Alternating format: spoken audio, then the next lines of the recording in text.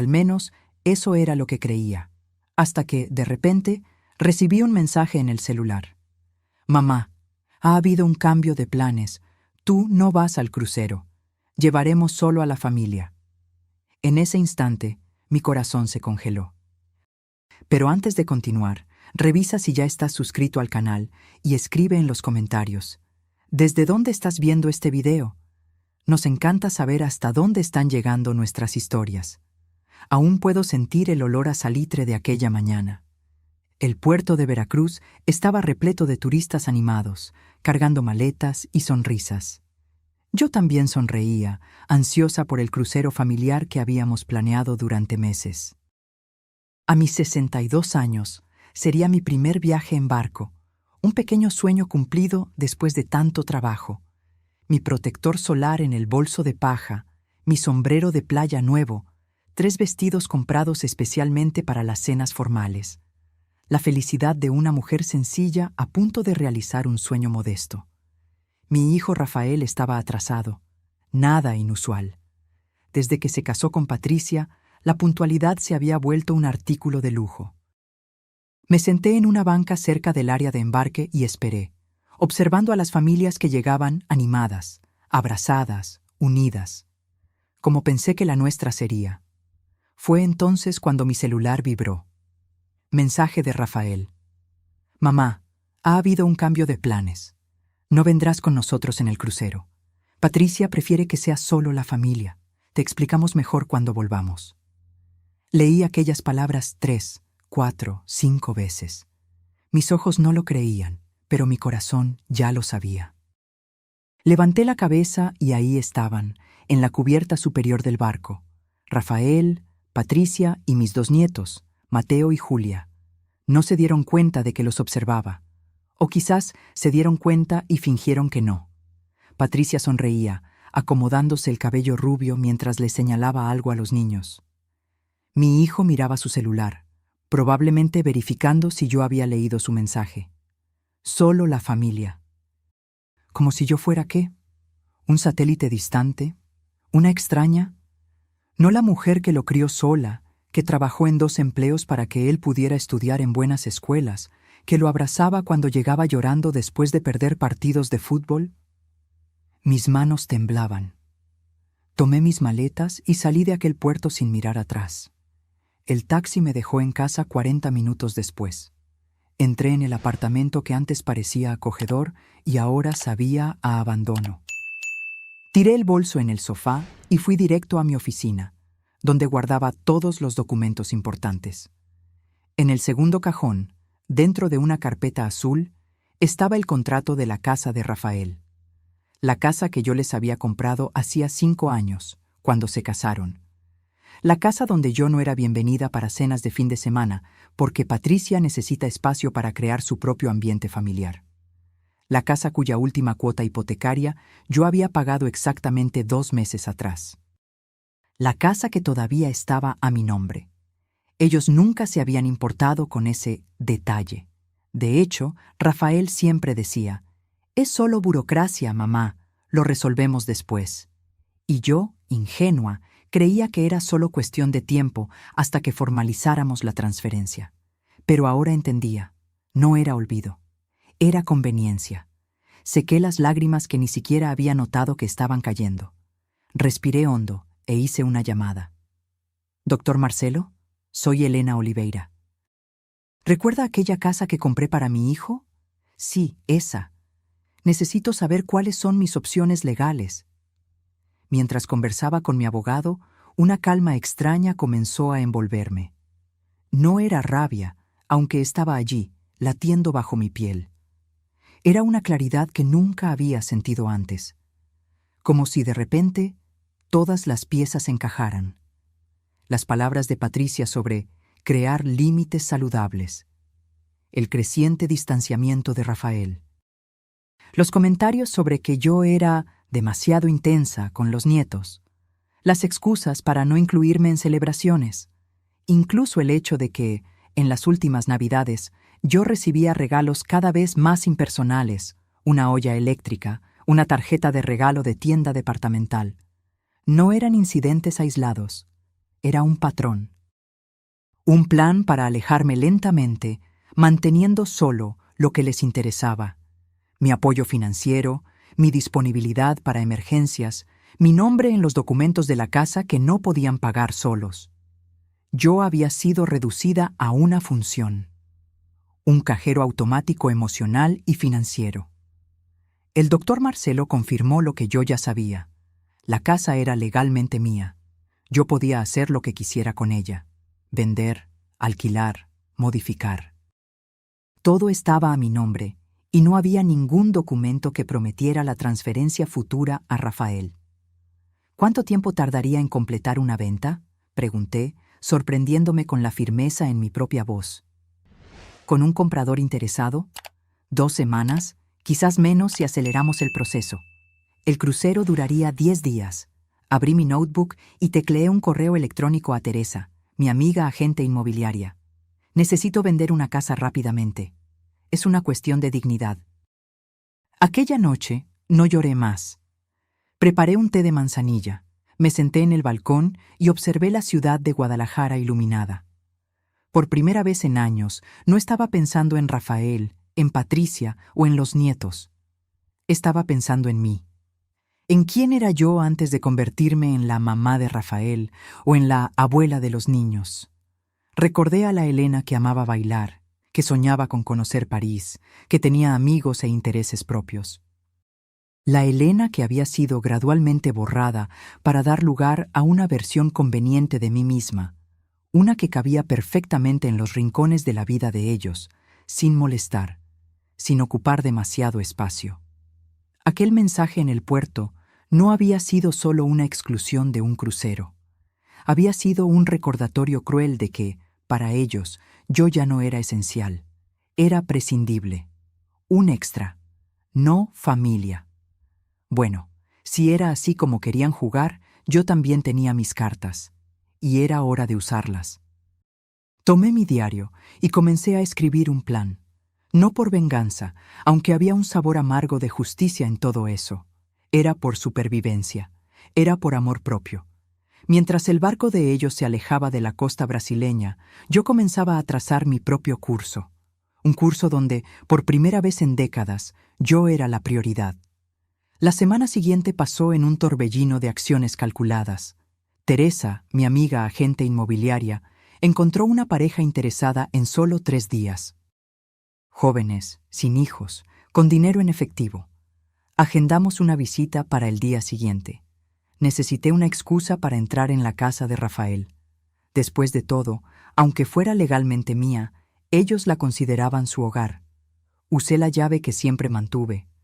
Para emergencias, mamá, Rafael decía, y entré con la sensación extraña de estar invadiendo un espacio que me pertenecía en el papel, pero no en el corazón de ellos. Vine a recoger algunas plantas para cuidar mientras viajan, le dije a la vecina curiosa que me observaba desde el jardín. Ella sonrió, creyendo. Después de todo, yo era la madre dedicada de Rafael, conocida por todos en el vecindario. Dentro de la casa, fui recibida por el silencio y las memorias. Recordé el día en que les entregué las llaves, el abrazo emocionado que Rafael me dio, las lágrimas de gratitud en los ojos de Patricia. ¿Cómo aquello se había transformado en solo familia en tan poco tiempo? Mientras caminaba por las habitaciones, noté las señales de mi gradual exclusión. En las fotos en las paredes, yo aparecía cada vez menos. En los últimos portarretratos no estaba en ninguno. En las estanterías, ningún libro que yo había regalado estaba expuesto. Incluso la colcha que tejí para ellos estaba guardada en el armario, sustituida por una comprada en tienda departamental. En la oficina de Rafael, abrí los cajones en busca de cualquier documento relacionado con la casa. Fue cuando encontré un sobre con el membrete de un abogado. Dentro, un borrador de documento titulado Transferencia de propiedad, fechado hacía 3 meses, pero nunca firmado o presentado a mí. El texto era claro. Planeaban pedir la transferencia de la casa a nombre de ellos tan pronto como se pagara la última cuota, o sea, hacía 2 meses. Pero algo se lo impidió. ¿Quizás calcularon que yo no aceptaría fácilmente? O quizás estaban esperando el momento perfecto para abordar el asunto cuando yo estuviera emocionalmente vulnerable. Guardé el documento en mi bolso. Evidencia. No es que necesitara más motivos para seguir con mi plan, pero aquello confirmaba mis sospechas. No fue un olvido, fue una estrategia. Al día siguiente, la pareja interesada visitó la casa. Camila y Roberto, ambos médicos, se enamoraron del inmueble. «Es perfecto para nosotros», dijeron, sin saber del drama que envolvía aquellas paredes. Hicieron una oferta por encima del valor de mercado, con pago en efectivo y plazo de conclusión en una semana. «¿Estás segura de esto, Elena?», preguntó Teresa cuando firmamos los primeros documentos. «Nunca estuve tan segura», respondí, sorprendiéndome a mí misma con la firmeza en mi voz. El doctor Marcelo, mi abogado, se encargó de toda la parte legal. Explicó que, como propietaria registrada, yo tenía todo el derecho de vender el inmueble. Ellos no pueden alegar sorpresa o desconocimiento, ya que la propiedad siempre estuvo claramente a su nombre, explicó. La venta se concluyó en tiempo récord. El dinero fue depositado en mi cuenta y los nuevos propietarios recibirían las llaves el 27 de julio, un día antes del regreso del crucero. Había un detalle más que resolver. ¿Qué encontrarían al volver? No quería simplemente desaparecer. Quería que entendieran las consecuencias de sus elecciones. Entonces, escribí una carta. Rafael y Patricia, la casa que ustedes llamaban hogar fue vendida. Legalmente siempre fue mía, como bien sabían. Así como sabían que terminé de pagar la hipoteca hace 2 meses, usando mi jubilación. Cuando recibí su mensaje diciendo que yo no era familia suficiente para acompañarlos en el crucero, entendí finalmente mi lugar en su vida. Un lugar conveniente, periférico, disponible solo cuando era necesario. Los nuevos propietarios se mudarán mañana. Sus pertenencias personales han sido almacenadas en un depósito pagado por 3 meses. La llave y la dirección están con el doctor Marcelo Almeida, cuyo contacto está adjunto. No se preocupen en buscarme. Así como ustedes necesitaban espacio para crecer como familia, yo también necesito espacio para redescubrir quién soy, además de una madre y abuela desechable. Elena. Guardé la carta en un sobre y lo dejé sobre la mesa de la cocina, donde seguramente sería lo primero que verían. Junto a él, coloqué una copia de la escritura de la casa y del contrato de venta. En la última noche, antes de entregar las llaves a los nuevos propietarios, hice algo que no hacía en años: bailar. Puse a Elis Regina a sonar en mi celular y giré por la sala vacía, ahora sin muebles, despojada de las falsas sonrisas en las fotografías, limpia de las mentiras no dichas. «Tu familia ahora está sin techo», susurré al eco de la casa vacía. Aquel baile no era una celebración de venganza. Era un ritual de liberación. Durante años me había definido por los papeles que desempeñaba en la vida de los demás. Madre de Rafael, suegra de Patricia, abuela de Mateo y Julia, cajero automático emocional y financiero. Buen ejemplo. Siempre disponible. Nunca de más. Mientras daba vueltas en la sala vacía, sentí el peso de esos papeles desprendiéndose de mí. Era como si cada vuelta me devolviera un pedazo de la Elena que un día fui, aquella que tenía sueños propios, deseos, una vida más allá de servir a los demás. Al día siguiente, entregué las llaves a Camila y Roberto. Estaban radiantes, hablando de planes para redecorar, de cómo transformarían la habitación extra en una oficina compartida. «La energía de esta casa es especial», dijo Camila. «Se puede sentir que hubo mucho amor aquí». «Lo hubo», respondí. «Pero no todo amor sobrevive a la conveniencia». Ella me miró sin entender, pero sonrió de todas formas. Yo también sonreí, una sonrisa genuina por primera vez en días. Mientras salía por el portón por última vez, sentí una mezcla de emociones que no conseguía nombrar. No era exactamente paz, ni venganza, ni tristeza. Era el alivio doloroso de finalmente ver la realidad tal como es, no como deseamos que sea. Volví a mi apartamento en la Ciudad de México e hice una llamada. María, le dije a mi hermana, aquel viaje a París que siempre soñamos, ¿qué tal el mes que viene? Colgué antes de que ella pudiera responder, enviando a continuación los pasajes que había comprado aquella mañana. Era hora de vivir mis propios sueños, no solo de financiar los de los demás.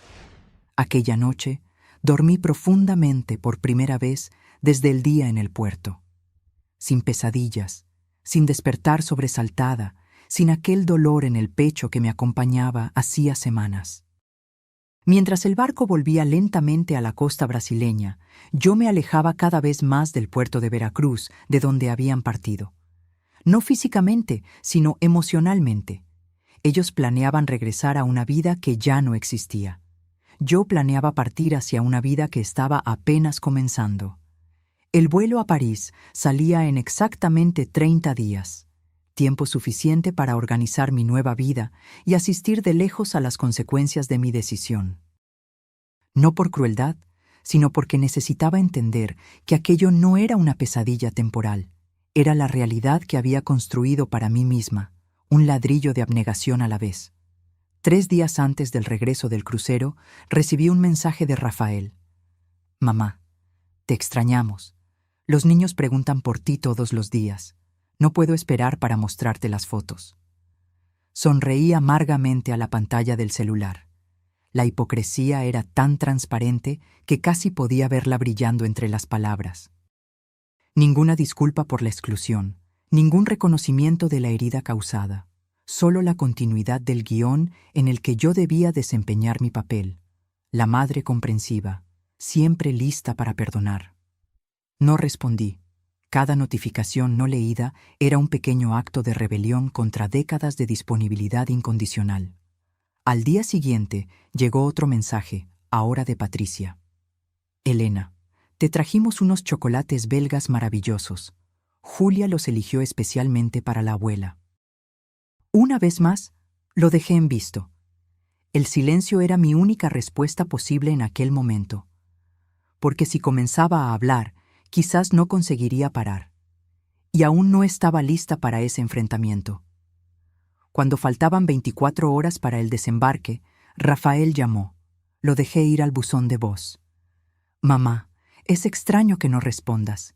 ¿Está todo bien? Estamos preocupados. Llegamos mañana a las 6 de la tarde. ¿Podemos pasar a cenar? Los niños te extrañan. La preocupación en su voz parecía genuina, lo que hacía todo aún más confuso.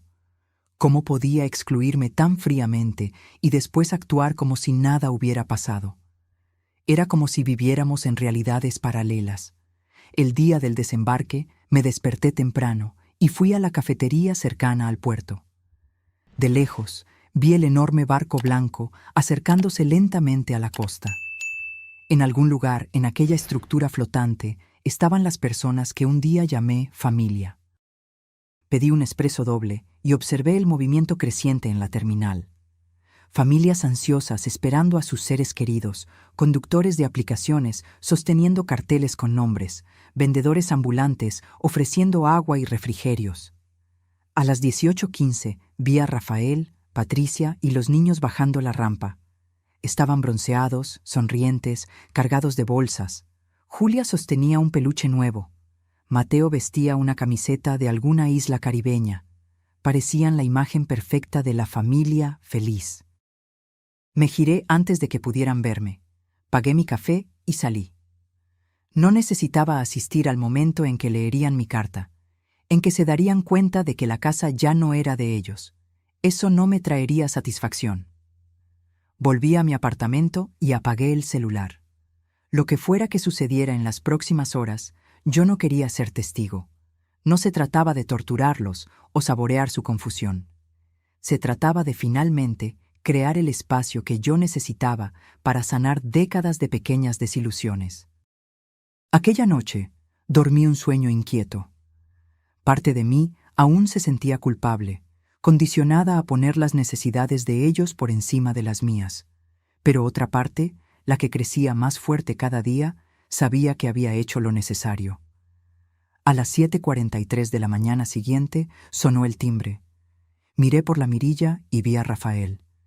Estaba solo, con profundas ojeras y el rostro pálido. Abrí la puerta sin decir palabra. «¿Cómo pudiste?». Fueron sus primeras palabras, la voz temblando entre rabia e incredulidad. «¿Vendiste nuestra casa sin siquiera consultarnos?». «No era nuestra casa, Rafael. Era mía. Siempre lo fue. Está en el contrato que nunca te importó leer». Se pasó las manos por el cabello, desorientado. «Pero vivíamos ahí, teníamos una vida ahí, los niños crecieron en esa casa. Y yo tenía planes de viajar con ustedes, de ser parte de la familia. Es curioso cómo los planes cambian, ¿no?». «Fue solo un viaje, mamá, un único viaje». «No, Rafael. Fue la gota que derramó el vaso. Fue el momento en que finalmente entendí mi lugar en tu vida. Conveniente cuando me necesitan, desechable cuando les estorbo». Se tiró en el sofá, pareciendo repentinamente exhausto. «¿Dónde vamos a vivir ahora? ¿Pensaste en los niños?». Aquella pregunta encendió algo dentro de mí. Décadas de sacrificios, de poner las necesidades de él por encima de las mías, y aún así, la primera preocupación no era conmigo, con mis sentimientos, con el dolor que me causaron. Era con la inconveniencia que yo había creado. Tienen 3 meses de depósito pagado, tiempo suficiente para encontrar otro lugar. Y sí, pensé en los niños, pensé en qué tipo de adultos se convertirán, viendo cómo tratan a su propia madre. Rafael me miró como si yo fuera una extraña. De cierta forma, quizás lo era. La madre que él conocía, dócil, siempre disponible, lista para sacrificarlo todo, había desaparecido en el puerto aquel día. «Patricia está destrozada», dijo él, como si eso debiera importarme. «¿Y cómo crees que yo me sentí cuando leí tu mensaje aquel día? Solo familia, como si yo fuera una conocida distante, no la mujer que te crió sola». «Fue solo una expresión desafortunada, mamá. No significaba nada». «Significaba todo, Rafael. Y lo sabes. Fue el resumen perfecto de lo que he estado sintiendo por años, que solo soy bienvenida cuando es conveniente, que mi papel es financiar sueños, no participar en ellos». Se levantó, caminando nerviosamente por la sala. «¿Qué quieres de nosotros? ¿Una disculpa? Está bien, lo siento. Ambos lo sentimos mucho. Fue insensible, fue incorrecto. ¿Pero vender nuestra casa? Esto es desproporcionado. No quiero una disculpa forzada. Y no es por la casa, es por respeto, es por finalmente entender mi valor». «¿Y cuánto vale ese respeto? ¿El precio de una casa?». Aquella pregunta me golpeó como una bofetada. De repente, vi con claridad cristalina lo que estaba sucediendo. Él no estaba allí porque le importaran mis sentimientos o porque hubiera entendido su error. Estaba allí porque necesitaba un techo. Todavía no lo entiendes, ¿verdad? Esto no es una negociación. La casa fue vendida. Los nuevos dueños ya se mudaron. Es irreversible, así como el daño que ustedes causaron al excluirme de aquel viaje. ¿Y ahora? ¿Qué hacemos? ¿Ustedes? No lo sé. Yo voy a París en 27 días. Finalmente voy a vivir mi vida, no solo existir en función de la de ustedes». Rafael me miró como si hubiera recibido un shock. «¿París? ¿Por cuánto tiempo?». «No lo sé. Quizás algunas semanas, quizás meses, quizás no vuelva». Tomó su celular, las manos temblando. «Necesito contárselo a Patricia. Ella no lo va a creer. Dile que finalmente entendí lo que significa familia. Es algo pequeño, cerrado en sí mismo, que eventualmente se desintegra». Cuando Rafael salió, cerrando la puerta detrás de sí, sentí un peso enorme siendo levantado de mis hombros. No era felicidad, ni venganza satisfecha. Era simplemente el alivio de finalmente haber dicho las verdades que guardé por tanto tiempo. Tomé mi notebook y abrí el correo electrónico de la aerolínea. El billete a París brillaba en la pantalla como una promesa. No de fuga, sino de recomienzo. A mis 62 años estaba a punto de iniciar un capítulo enteramente nuevo. Un capítulo en el que yo era la protagonista, no solo un personaje secundario en la historia de otra persona. En los días siguientes, los mensajes y llamadas no paraban. Rafael, Patricia, incluso amigos en común que fueron activados para intentar traerme a razón. Cada notificación del celular me hacía respirar hondo, buscando fuerzas para mantener mi decisión. Elena, no puedes simplemente desaparecer y dejar a tu hijo y nietos en la calle, dijo Marta, mi amiga de décadas, en un audio de WhatsApp. Sé que te hirieron, pero esto es desproporcionado. Desproporcionado. Esa palabra me perseguía. Como si hubiera una medida exacta de reacción para cada herida, una ecuación perfecta para calcular cuánto sufrimiento merecía cuál respuesta. No están en la calle, Marta, respondí. Están en un depósito pagado por 3 meses. Además, Rafael gana bien. Siempre dijo que la casa era demasiado pequeña para ellos. Ahora tienen la oportunidad de encontrar algo que realmente se adecúe a la familia. Incluso al teclear esas palabras, sentía una punzada de culpa. No por mis actos, sino por la persona amarga en la que parecía estar convirtiéndome. Esta no era la Elena que yo conocía. O quizás lo era, finalmente liberada después de décadas, reprimiendo sus verdaderos sentimientos. En el 10º día después de la venta de la casa, recibí un ramo de flores. Rosas blancas, mis favoritas, con una tarjeta escrita a mano por Patricia. Elena, entiendo tu dolor y pido sinceras disculpas por cómo te hicimos sentir. ¿Podemos conversar? No por nosotros, sino por los niños. Te extrañan. El llamado a los niños era predecible. Sabía que eventualmente los usarían como escudo emocional, como último recurso para hacerme ceder. Pero esta vez no funcionaría, porque yo también los extrañaba, dolorosamente. Pero necesitaba romper el ciclo que había creado, donde mi amor incondicional era dado por sentado y explotado. Puse las flores en un jarrón, tomé una foto y se la envié a Patricia con una única palabra. Gracias. No era un perdón, ni una apertura al diálogo. Era un reconocimiento civilizado del gesto, nada más. Faltando 2 semanas para mi viaje, recibí una visita inesperada. Julia, mi nieta de 7 años, acompañada por la niñera. Abuela, corrió a mis brazos tan pronto como abrí la puerta. Te extrañé tanto. ¿Por qué no viniste a visitarnos a la casa nueva? Mi corazón se encogió. Los niños, claro, no tenían culpa de nada. Eran solo peones en ese juego de ajedrez emocional que los adultos jugaban.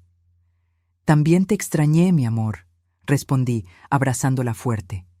Solo necesité resolver algunas cosas. La niñera me entregó un sobre.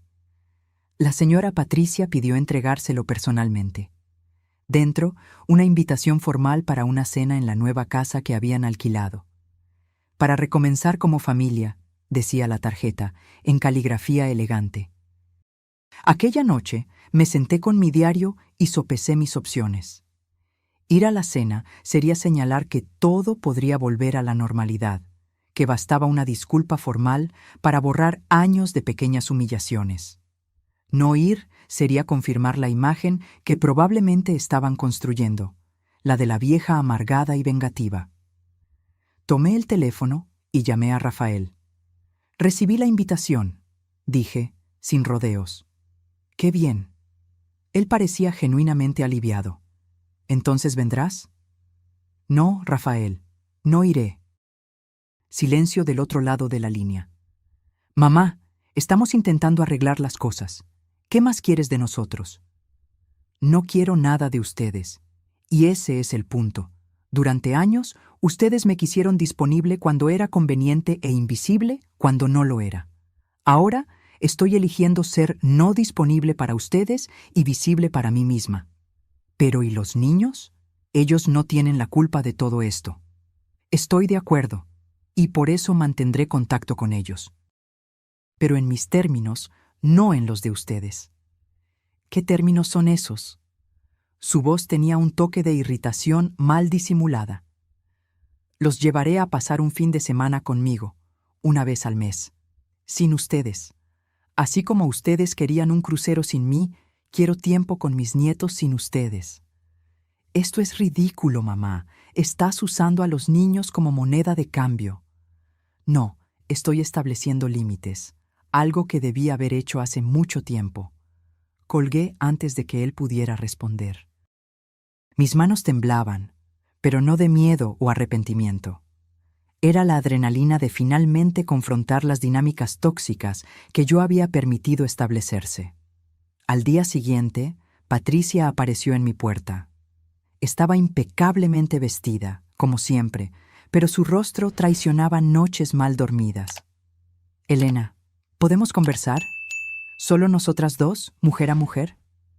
Hice un gesto para que entrara, ofrecí un café que ella rehusó y nos sentamos frente a frente en la sala. ¿Qué te pasó?, preguntó ella, su tono entre preocupado y acusatorio. Esta no es la Elena que conocemos. Tienes razón, no lo es. Aquella Elena murió en el puerto cuando leyó el mensaje de su hijo diciendo que no era familia suficiente para un crucero. Patricia bajó los ojos.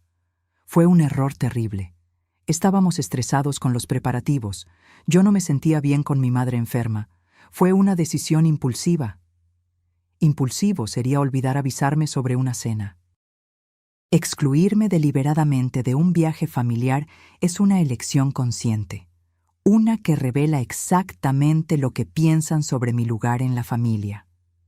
Patricia suspiró, ajustándose el collar de perlas que yo le había regalado la Navidad pasada. Siempre fuimos agradecidos por todo lo que hiciste por nosotros, Elena. La casa, el apoyo financiero, la ayuda con los niños. ¿Y es agradecidos? ¿Es así como demuestran gratitud? ¿Tratándome como una empleada cuyos servicios pueden dispensar cuando es inconveniente? No es justo ponerlo de esa forma, protestó ella, la voz temblorosa. Hemos intentado construir nuestra propia familia, nuestra propia identidad como pareja. A veces, eso significa establecer límites. Límites, repetí, sintiendo el sabor amargo de la palabra. Es curioso cómo esos límites nunca se aplicaron cuando necesitaban dinero para reformar la cocina, o cuando querían dejar a los niños conmigo para viajar por trabajo. Patricia se ruborizó ligeramente. Sé que parece hipócrita. No parece, Patricia, lo es. Ella respiró hondo, como si reuniera coraje. ¿Qué puedo hacer para arreglar esto? Estamos realmente arrepentidos. La miré, realmente la miré, buscando señales de sinceridad en su rostro perfectamente maquillado. Había algo allí, no arrepentimiento genuino, quizás, pero ciertamente la comprensión de las consecuencias. No hay nada que arreglar, respondí tranquilamente. Ustedes hicieron sus elecciones, yo hice las mías. Ahora vivimos con ellas. ¿Pero y los niños? Necesitamos encontrar alguna estabilidad para ellos. Como le dije a Rafael, seguiré presente en la vida de ellos, en mis términos. ¿Fines de semana sin nosotros? Su tono traicionaba irritación. ¿Como si no fuéramos confiables con nuestras propias hijas? No es cuestión de confianza, Patricia. Es cuestión de construir mi relación con ellas independientemente de ustedes. Así como ustedes construyeron su familia independientemente de mí. Patricia se levantó, alisándose la falda como hacía cuando estaba incómoda. Has cambiado, Helena. Sí, cambié. Debí haber cambiado hace mucho tiempo. Después de que ella salió, me sentí extrañamente ligera. No había gritado, no había llorado. Simplemente había dicho las verdades que necesitaban ser dichas, sin drama o rencor excesivo. La Elena de antes habría cedido, habría aceptado cualquier migaja de reconciliación, hambrienta por aprobación e inclusión. Pero esta nueva Elena, o quizás la Elena original, que había sido sofocada por años de abnegación, exigía respeto, no solo migajas de atención. En la semana siguiente, antes de mi viaje, cumplí mi promesa. Busqué a Julia y Mateo para pasar un día conmigo. Los llevé al zoológico, compramos helado, tomamos fotos tontas, hablamos de todo y nada. Sus amigos de la escuela, los animales favoritos, el libro que Julia estaba leyendo. En ningún momento mencioné a sus padres o la situación entre nosotros adultos.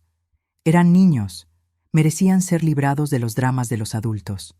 Cuando los dejé de vuelta, Rafael me esperaba en la puerta, tenso. ¿Se divirtieron?, preguntó, intentando sonar casual. Mucho, respondí, manteniendo la misma ligereza forzada. Trajeron los dibujos que hicieron para ti. Gracias por hacer esto, dijo, pareciendo genuinamente agradecido, por no alejarlos de ti por causa de todo esto. Nunca haría eso, Rafael, no soy como ustedes. El comentario lo golpeó como era esperado, pero él solo asintió aceptando el golpe. ¿Cuándo vuelves de París?, preguntó, cambiando de tema. No lo sé, quizás nunca. ¿Estás hablando en serio? Había pánico genuino en su voz. Por primera vez en décadas, estoy poniendo mis necesidades en primer lugar. Me quedaré el tiempo que sea necesario para redescubrirme. ¿Y si te necesitamos? ¿Y si los niños te necesitan? Sonreí, no con alegría, sino con la certeza de quien finalmente entendió su valor. Sobrevivieron sin mí durante 10 días de crucero. Estoy segura de que sobrevivirán durante mi viaje. En la noche antes del vuelo a París, hice algo que venía posponiendo. Abrí la caja donde guardaba todos los recuerdos de Rafael, fotos de su infancia, dibujos escolares, su primer zapatito. Cada artículo contaba la historia de un amor incondicional que había sido lentamente transformado en conveniencia. No tiré nada a la basura, ni guardé la caja en el fondo del armario. Simplemente la observé, reconociendo que aquellas memorias formaban parte de mí, así como el dolor de la exclusión reciente. No necesitaba negar el pasado para abrazar el futuro.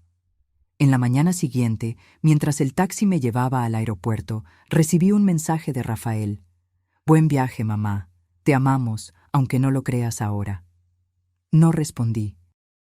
No porque no creyera en el amor de ellos, sino porque había aprendido que amor sin respeto es solo una palabra vacía, una excusa para continuar comportamientos perjudiciales. El avión despegó puntualmente a las 10:25. Mientras Brasil quedaba atrás, me sentí como si estuviera respirando libremente por primera vez en años. No era solo un viaje geográfico, era una jornada hacia dentro de mí misma, para redescubrir la Elena que existía antes de ser la mamá de Rafael o la abuela de los niños. La Elena que tenía sueños propios, deseos, una vida que no se resumía a servir a los demás. La azafata sirvió champaña en la clase ejecutiva, un lujo que me había permitido con parte del dinero de la venta de la casa. Levanté la copa en un brindis silencioso, no al fin de una familia, sino al comienzo de mí misma. París me recibió con lluvia fina y cielo gris, pero ni eso disminuyó el encanto del momento. María, mi hermana, esperaba en el aeropuerto con un paraguas colorido y una enorme sonrisa. «Bienvenida a tu nueva vida», dijo ella, abrazándome con fuerza. María siempre fue mi opuesto. Nunca se casó, nunca tuvo hijos, construyó una carrera internacional y vivía entre París y Cancún hacía décadas. Mientras yo dedicaba mi vida a Rafael, ella dedicaba la suya a sí misma. Durante años sentí una superioridad velada en relación a sus elecciones, como si mis sacrificios maternos fueran de alguna forma más nobles que su vida egoísta, como solíamos llamar en nuestras conversaciones familiares. Ahora, a mis 62 años, yo comenzaba a cuestionar quién realmente había tomado las elecciones más sabias. «¿Cómo te sientes?», preguntó María mientras su chofer nos llevaba por el tráfico parisino. Libre, asustada, culpable, todo al mismo tiempo. Ella rió. «Bienvenida a la vida real, hermana, donde ninguna emoción existe aislada y todas las decisiones tienen un precio». El apartamento de María quedaba en el Marais, un barrio histórico lleno de galerías, cafés y tiendas de diseñadores independientes. Su estilo de vida sofisticado siempre me pareció extravagante, casi frívolo. Ahora veía cómo ella había creado una vida que reflejaba exactamente quién era ella, sin concesiones, sin sacrificios innecesarios. Preparé la habitación de huéspedes, pero creo que necesitamos encontrar tu propio espacio pronto, dijo ella, mientras me mostraba la linda habitación con vista a un patio interno. ¿Cuánto tiempo planeas quedarte? No sé, respondí honestamente. Nunca planeé nada más allá de la venta de la casa y la compra del pasaje. Perfecto, María sonrió. Las mejores jornadas son las que no tienen un guión definido. En los días siguientes, me sumergí en París como una sedienta en el oasis. Visitamos museos, nos sentamos en cafés observando gente, caminamos por horas a lo largo del Sena. Yo absorbía cada momento como una esponja, llenando el vacío que ni sabía que existía dentro de mí. Mi celular permanecía mayoritariamente apagado. Lo encendía solo una vez al día, generalmente por la noche, para verificar mensajes importantes y hacer una corta videollamada con Julia y Mateo. Las conversaciones eran siempre ligeras, enfocadas en sus actividades diarias y mis descubrimientos en París. Nunca hablábamos sobre la situación con sus padres o sobre cuándo yo volvería.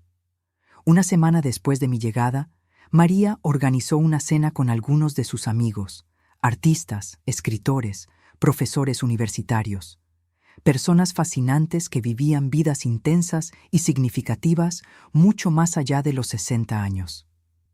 Esta es mi hermana Elena. Me presentó a una mujer elegante de cabello gris. Finalmente descubrió que existe vida más allá de ser madre y abuela. En otro momento me habría ofendido con esa descripción. Pero aquella noche, entre risas y copas de vino tinto, reconocí la verdad en las palabras de ella. ¿Y qué haces, Elena?, preguntó Philippe, un profesor de literatura comparada. Estoy redescubriendo quién soy, respondí, sorprendida con mi propia honestidad. Pasé décadas siendo definida por mis papeles en la vida de los demás. Ahora estoy escribiendo mi propia definición. Ah, una jornada de autodescubrimiento. Él sonrió. La más importante de todos los viajes. Aquella noche fue reveladora. Por primera vez en décadas fui vista y apreciada como Elena, no como la madre de alguien, la abuela de alguien, la suegra de alguien. Solo Elena, con opiniones, historias y sueños propios. Al día siguiente, María me sorprendió con una propuesta. Tengo un amigo que alquila un pequeño apartamento en el 11e arrondissement. Nada lujoso, pero con todo el encanto parisino. ¿Quieres verlo? ¿Alquilar? ¿Para mí? Pero no sé cuánto tiempo me quedaré. Exactamente por eso, sin compromiso a largo plazo, solo un lugar tuyo mientras decides los próximos pasos. El apartamento era un típico estudio parisino, pequeño, pero perfectamente organizado, con ventanas altas que dejaban entrar la luz dorada del otoño, piso de madera antigua que crujía ligeramente bajo los pies, una cocina minúscula pero funcional. Es perfecto, susurré, sintiendo que aquel espacio simbolizaba exactamente dónde estaba yo en la vida. Un lugar transitorio, pero mío. Un comienzo. En aquella misma tarde, firmé un contrato de 3 meses, renovable. Con parte del dinero de la venta de la casa, podía darme el lujo de este tiempo de transición sin preocupaciones financieras inmediatas. Después de 2 semanas en París, recibí un correo electrónico del doctor Marcelo. Rafael había contratado un abogado y estaba amenazando con contestar la venta de la casa, alegando que había un acuerdo verbal de que el inmueble sería eventualmente de él. No se preocupe, escribió el doctor Marcelo. Sin documentación formal, no hay nada que puedan hacer legalmente. La venta fue completamente legítima. Aún así, la noticia me afectó, no por el miedo de perder la batalla legal, que sabía ser inexistente, sino por la confirmación de que Rafael aún no había entendido. Él continuaba viendo la situación como una injusticia contra él, no como una consecuencia de sus propias acciones. Aquella noche lo llamé por primera vez desde mi partida. ¿Por qué el abogado, Rafael? ¡Mamá! Él sonó genuinamente sorprendido al oír mi voz. ¿Dónde estás? Estábamos preocupados. En París, como dije que estaría. ¿Por qué contrataste un abogado? Silencio del otro lado. Luego, un suspiro. Porque no es justo. Aquella casa era nuestro hogar. Teníamos un acuerdo. ¿Qué acuerdo, Rafael? ¿Aquel que existía solo en tu cabeza? ¿O aquel que planeaban imponerme después que terminé de pagar la hipoteca? ¿De qué estás hablando? Encontré el borrador de la transferencia de propiedad en tu oficina, fechado hace 3 meses, nunca presentado a mí. Ustedes estaban esperando el momento justo para presionarme, ¿no? Más silencio. Fue idea de Patricia. Finalmente admitió, la voz baja. Ella creyó que deberíamos oficializar la situación, ya que vivíamos ahí hacía años, y tú siempre dijiste que la casa era para nosotros. Y ustedes decidieron eso sin consultarme, así como decidieron que yo no era familia suficiente para el crucero. Son situaciones completamente diferentes. No, Rafael, son exactamente iguales. En ambos casos, ustedes tomaron decisiones sobre mi vida, mis sentimientos y mis propiedades sin considerarme digna de participar en la conversación. Lo oí respirar hondo, como hacía desde niño cuando intentaba controlar la frustración. ¿Y ahora? ¿Vamos a vivir en este impas para siempre? ¿Tú en Europa, rencorosa, y nosotros aquí intentando reconstruir nuestras vidas? No estoy rencorosa, Rafael. Estoy finalmente viviendo mi propia vida, no la que ustedes diseñaron para mí como un papel secundario conveniente. Y sugiero que retires el proceso legal. Será humillante para ustedes cuando sea rechazado. Has cambiado, mamá. No te reconozco más. Quizás nunca me conociste de verdad, solo la versión de mí que era conveniente para ti. Después de colgar, lloré por primera vez desde que llegué a París. No por la casa, no por el proceso legal, ni siquiera por la relación fracturada con mi hijo. Lloré por la Elena que había pasado décadas sofocada bajo capas de expectativas ajenas, por la mujer que podría haber sido si hubiera establecido límites saludables desde el inicio. En la mañana siguiente, María me encontró en el balcón, observando el movimiento de la calle con una taza de café. ¿Noche difícil?, preguntó, notando mis ojos hinchados. Rafael contrató un abogado. Quiere contestar la venta de la casa. María soltó una risa seca. Claro que sí. Cuando las personas pierden sus privilegios, lo llaman injusticia. Él es mi hijo, María, a pesar de todo. Sí, y tú lo amas. Pero amar no significa dejarse explotar. Tú no quitaste nada que fuera legítimamente de él. Solo paraste de dar lo que era legítimamente tuyo. Las palabras de ella resonaron profundamente.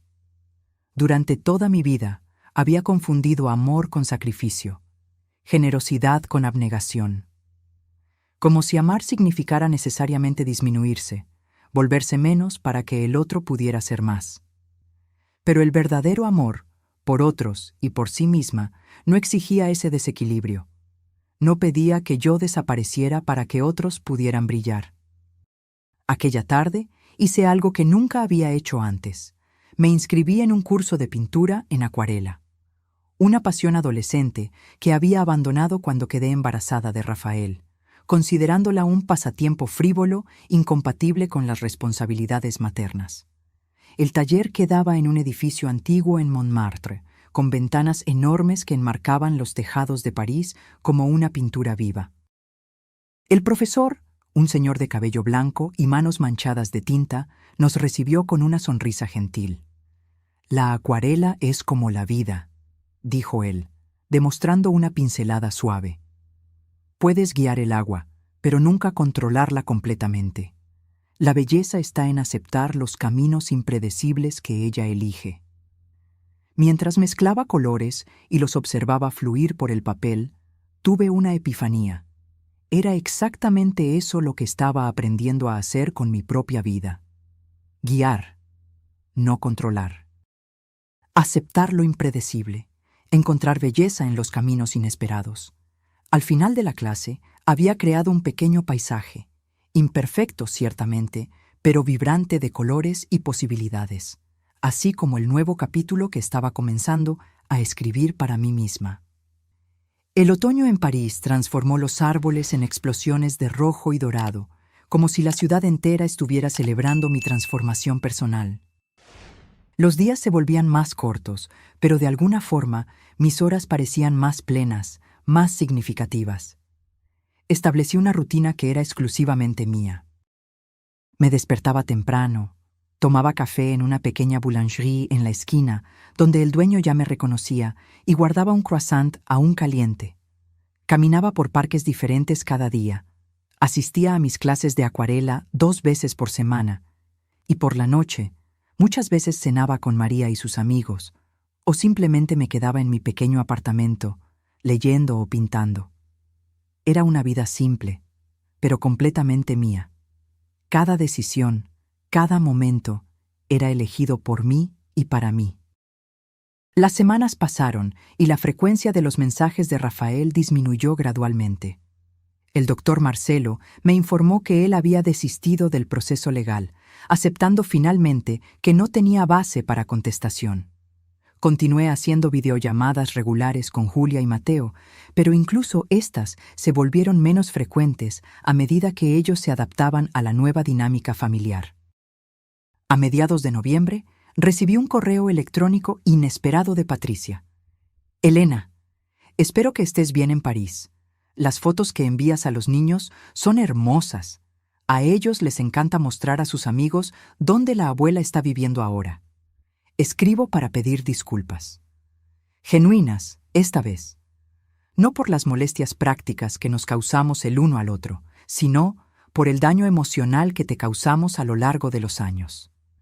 Rafael y yo hemos estado en terapia de pareja desde que partiste. No fue fácil enfrentar ciertas verdades sobre nosotros mismos, sobre cómo te tratamos, sobre los patrones tóxicos que establecimos. El terapeuta nos ayudó a ver cómo normalizamos comportamientos manipuladores y egoístas, disfrazándolos como establecimiento de límites saludables o construcción de nuestra propia familia. La verdad es que dimos tu generosidad por sentada. Peor, la explotamos conscientemente, sabiendo que tú nunca dirías no, nunca establecerías límites firmes, nunca exigirías reciprocidad. No espero que perdones u olvides, ni estoy pidiendo que vuelvas o que restaures la situación anterior. Solo quería que supieras que tu decisión drástica nos forzó a confrontar verdades dolorosas e iniciar cambios reales. Rafael tiene dificultad en expresar esto, así que tomo la libertad de hablar por los dos. Él todavía está procesando mucha rabia y culpa, pero está progresando. Los niños están bien. Te extrañamos, pero respetamos tu jornada, con sinceros deseos de bienestar, Patricia. Leí el correo electrónico varias veces, intentando discernir manipulación disfrazada de sinceridad. Pero algo en esas palabras sonaba diferente de los intentos anteriores de reconciliación. No había pedidos implícitos, ninguna mención a la casa o a la situación financiera, ninguna tentativa de usar a los niños como palanca emocional. Le mostré el correo electrónico a María durante la cena aquella noche. ¿Qué opinas?, pregunté, mientras ella leía atentamente. Parece sincero, dijo finalmente, devolviendo mi tablet. Pero la cuestión importante es, ¿qué opinas tú? Reflexioné por un momento. Creo que están finalmente entendiendo, no solo lo que hice, sino por qué lo hice. ¿Y eso cambia algo para ti? No sé, respondí honestamente. No estoy lista para perdonar completamente, ni para volver a la dinámica anterior.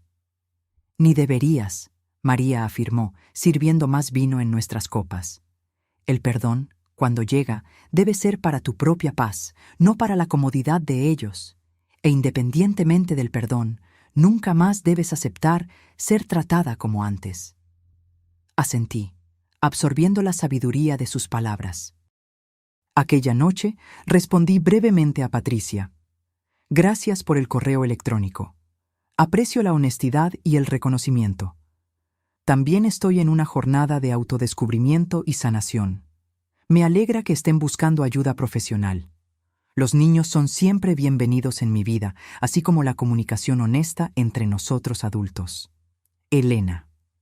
Corto, sin promesas o concesiones, pero también sin hostilidad. Un pequeño paso en dirección a algo nuevo, no una restauración del pasado, sino quizás la construcción de un futuro diferente. Diciembre llegó con luces de Navidad transformando París en una ciudad de cuento de hadas. Mi clase de acuarela organizó una pequeña exposición de fin de año y, para mi sorpresa, 2 de mis piezas fueron seleccionadas. Nada grandioso, solo una pequeña galería en el Marais, pero para mí representaba algo monumental, el reconocimiento de mi valor más allá de los papeles familiares. En el día de la apertura de la exposición, me quedé parada delante de mi acuarela enmarcada, una vista del Sena al atardecer, con tonos de azul y morado fundiéndose en el horizonte. No era técnicamente perfecta, pero capturaba algo real. Un momento de paz que había experimentado sola, sentada a la orilla del río. «Es hermosa», dijo una voz familiar detrás de mí. Me giré, asombrada, y allí estaba Rafael. «¿Qué estás haciendo aquí?», pregunté, casi sin aliento de sorpresa. «Patricia vio la invitación de la exposición en tu Facebook. Creí que quizás era hora de una conversación cara a cara». Él parecía diferente, más delgado, con ojeras sutiles bajo los ojos, pero también con una expresión más suave, menos defensiva. «¿Viniste solo?». «Sí, Patricia se quedó con los niños». Ella entendió que necesitábamos este tiempo, solo nosotros dos. Salimos de la galería y caminamos hasta un café cercano. La noche estaba fría, pero clara, con un cielo estrellado que raramente se veía en la ciudad iluminada. «Tu pintura es realmente bonita», dijo él cuando nos sentamos con chocolates calientes humeantes. «No sabía que pintabas». «Yo tampoco», respondí con una leve sonrisa. «Hay muchas cosas sobre mí que tú no sabes, que yo misma no sabía». Él asintió, removiendo el chocolate con la cuchara. «He pensado mucho sobre eso, sobre cómo nunca realmente te vi como una persona completa, con deseos y sueños propios. Eras solo madre, una extensión de mí mismo, de alguna forma». La honestidad desarmante me tomó por sorpresa. Este no era el Rafael defensivo que había dejado atrás. «La terapia parece estar funcionando», comenté. Él dio una pequeña sonrisa. «Es difícil, doloroso en realidad, confrontar patrones que ni sabía que tenía. Ver cómo traté a la persona que más me amó en el mundo. Aún te amo, Rafael. Eso nunca cambió». «Lo sé, y abusé de ese amor por años». Hizo una pausa, tomando un sorbo de chocolate. «No vine a pedir que vuelvas o que deshagas lo que hiciste. Vine a decir que entiendo y que estoy intentando cambiar, ser mejor». Nos quedamos en silencio por unos momentos, dejando aquellas palabras flotar entre nosotros. «¿Los niños están bien?», pregunté finalmente. «Sí. Te extrañan, pero se están adaptando. Julia ha guardado cada foto que envías en un álbum especial». «¿Y ustedes?». «La casa nueva. Es más pequeña, más simple, pero está funcionando. Patricia volvió a trabajar a medio tiempo. Estamos aprendiendo a vivir con menos, a valorar lo que realmente importa. Siento mucho que haya sido tan difícil para ustedes». Él negó con la cabeza. «No sientas. Fue necesario. Doloroso, sí, pero necesario. Como una cirugía para remover algo tóxico». Las palabras de él hicieron eco de algo que yo misma había sentido. Aquella sensación de que el dolor era necesario para la cura, que algunas heridas necesitaban ser abiertas para finalmente sanar correctamente. «¿Cuándo vuelves a México?», pregunté. «Mañana. Fue un viaje rápido, solo para verte, para esta conversación». «¿Y qué sucede ahora? ¿Entre nosotros?». Rafael pensó por un momento. «No sé. Creo que comenzamos de nuevo, de alguna forma. No como antes. Eso sería imposible e insalubre. Pero quizás podamos construir algo nuevo, basado en respeto mutuo esta vez». Asentí, sintiendo una mezcla compleja de emociones. No era perdón completo, ni reconciliación inmediata. Era algo más matizado, más maduro. El reconocimiento de que las relaciones, como las personas, pueden evolucionar y cambiar. Me gustaría que conocieras a mis amigos aquí en París, dije impulsivamente. María está organizando una cena de Navidad la próxima semana. Me encantaría, él sonrió, pero tengo que volver por Patricia y los niños. Quizás la próxima vez. ¿Vas a pasar la Navidad aquí? Sí, María y yo tenemos planes. Entiendo. Él parecía genuinamente decepcionado, pero no presionó. Quizás podamos hacer una videollamada ese día. A los niños les encantaría. Me encantaría eso, respondí sinceramente. Cuando nos despedimos en la puerta del café, él me abrazó. No el abrazo rápido y automático que se había vuelto nuestra costumbre en los últimos años, sino un abrazo real, largo y sentido. Te amo, mamá, susurró en mi oído. Lo siento por todo. También te amo, hijo, respondí, dejando algunas lágrimas escapar finalmente. Siempre amé. Mientras lo veía alejarse en la calle iluminada por luces navideñas, sentí algo desatarse dentro de mí. No era perdón completo, eso aún tomaría tiempo, pero era el inicio de una cura, para él, para mí, para nuestra relación rota. Aquella noche pinté hasta tarde en mi pequeño apartamento. No era el Sena esta vez, ni París.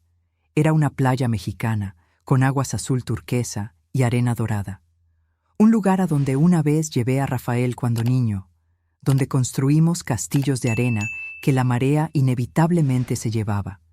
Llamé a la pintura reconstrucción. Santur, la Navidad en París, fue mágica de una manera que nunca había experimentado antes. María decoró su apartamento con un pequeño pino cargado de adornos vintage, luces doradas iluminaban las ventanas, y el aroma de vin chaud, vino caliente, impregnaba el aire. Sus amigos se reunieron para una cena sofisticada pero acogedora, trayendo platos de sus propias tradiciones familiares. En la mañana de Navidad hicimos la videollamada prometida con Rafael, Patricia y los niños. Ellos habían organizado un desayuno especial, con la mesa decorada y regalos envueltos con mi nombre. Para abrir cuando yo volviera, explicó Julia con ojos brillantes. La conversación fue sorprendentemente fácil, sin la tensión que yo esperaba. Patricia parecía diferente también, menos pulida y perfecta, más auténtica de alguna forma. Me mostró orgullosamente la decoración de la casa nueva, más pequeña pero acogedora, con toques personales que revelaban más personalidad que la mansión impersonal que habían habitado antes.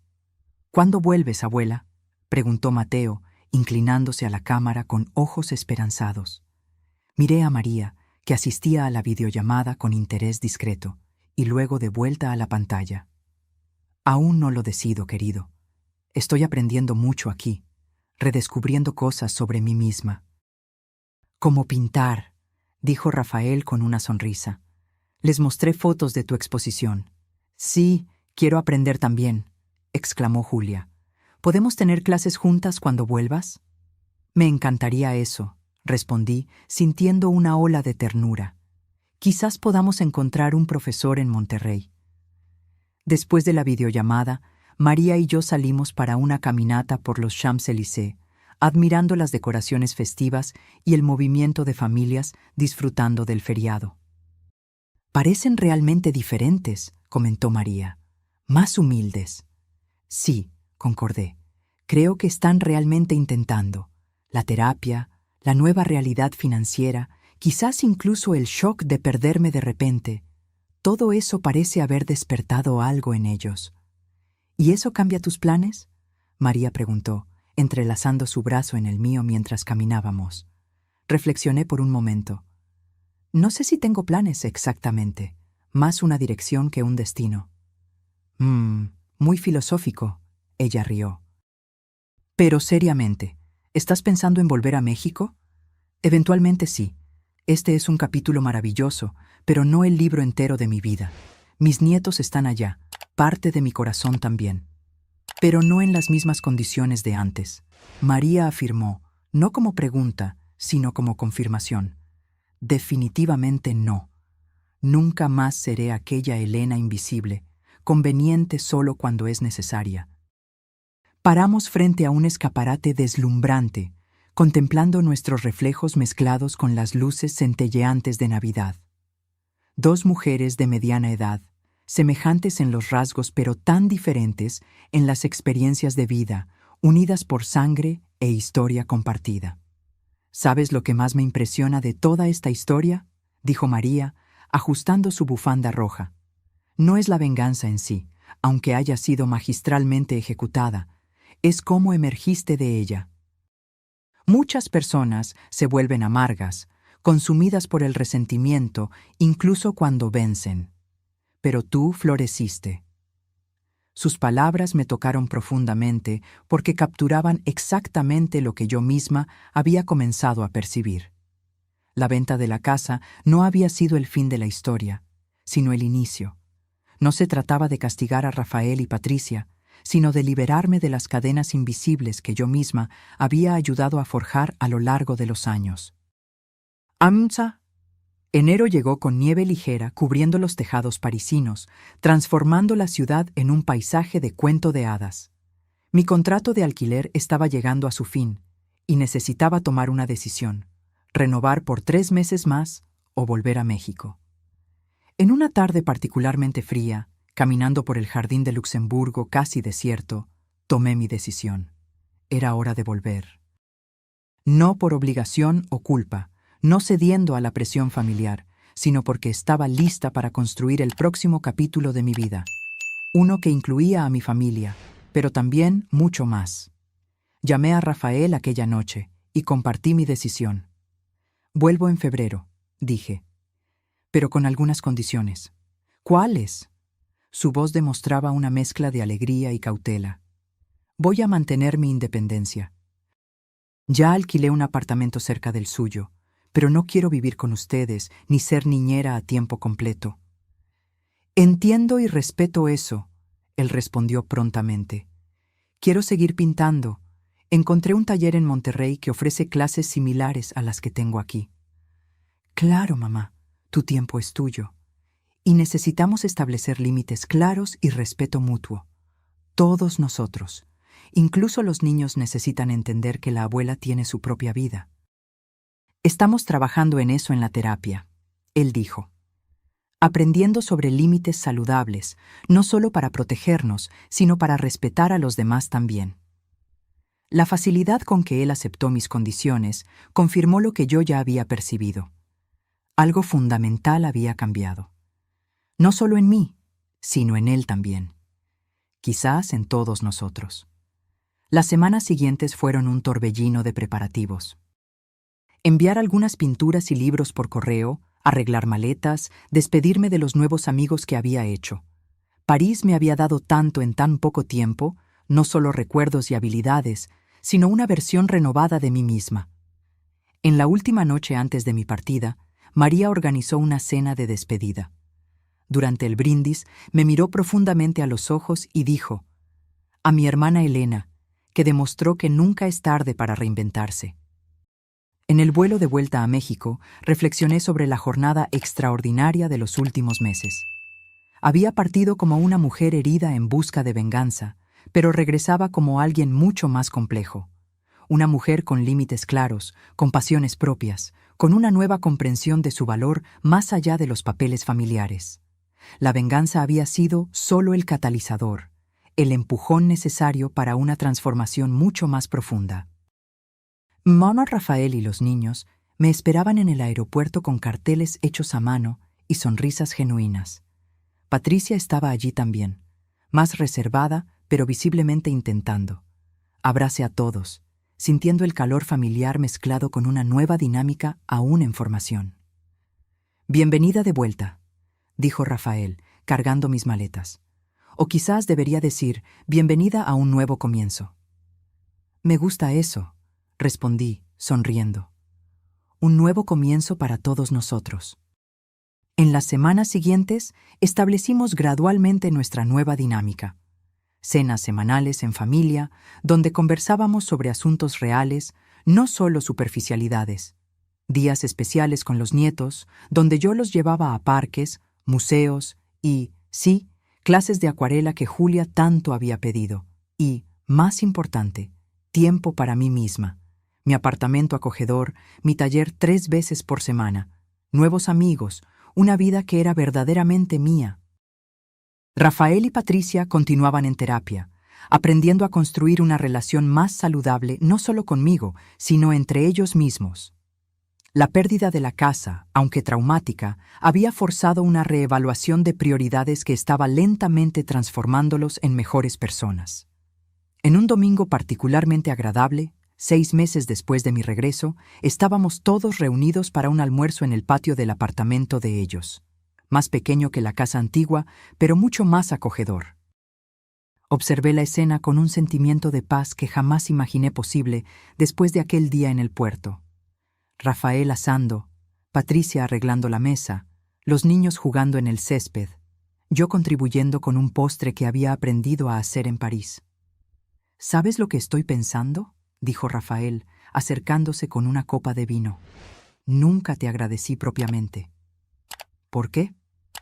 Por haber sido fuerte lo suficiente para forzarnos a cambiar, por no haber aceptado ser tratada de aquella forma.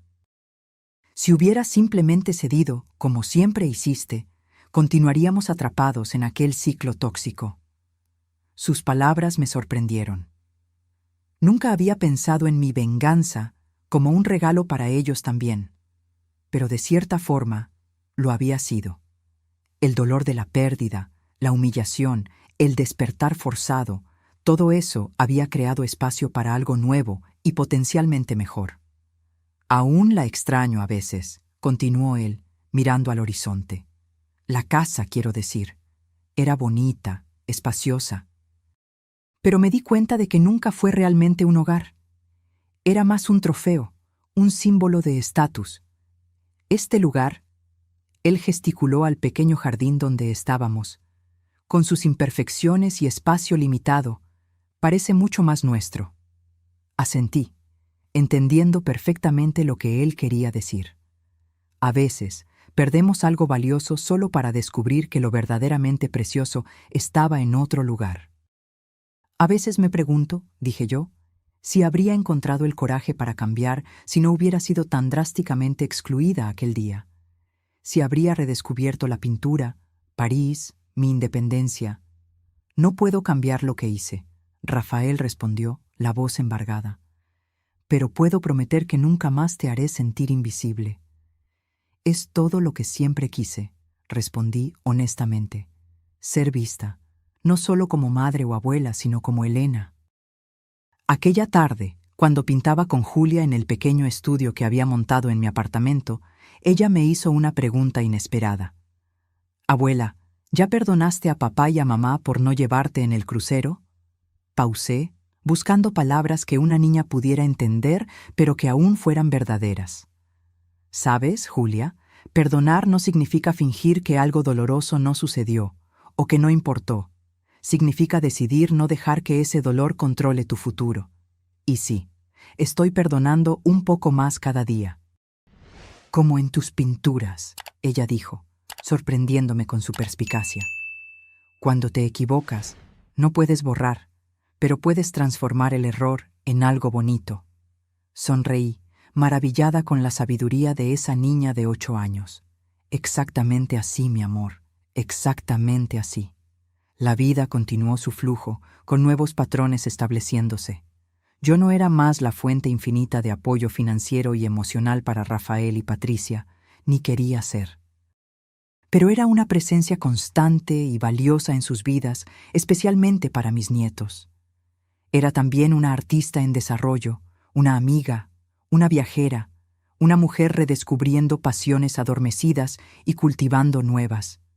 La casa que vendí nunca más fue mencionada, como si todos entendiéramos tácitamente que representaba un capítulo cerrado en nuestras vidas. Los nuevos propietarios la habían reformado extensivamente.